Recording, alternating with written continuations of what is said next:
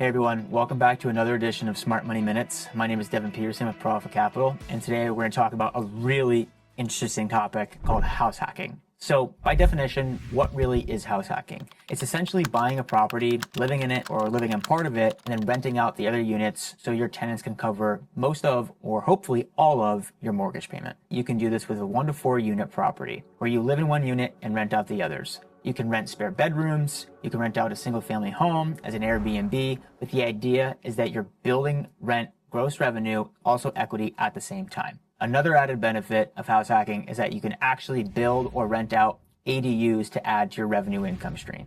What's the benefit? The benefit is really the financing edge here. You're actually allowed to put less money down because it's considered an owner-occupied home.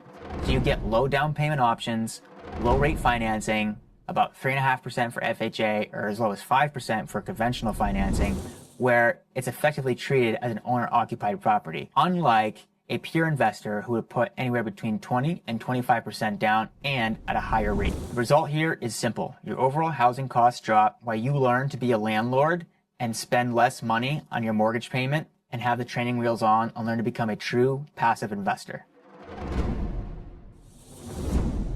So what's the exit? The exit is after a year or two, you can move out, keep the whole thing as a rental, and run it back on the next property. The best part is you can do this unlimited amount of times with respect to your DTI constraints. If you're ever interested in getting started in real estate, I can tell you from firsthand, house hacking is the best way to get started. If you're ever interested in structuring creative deals and you need help, share this video and follow for more.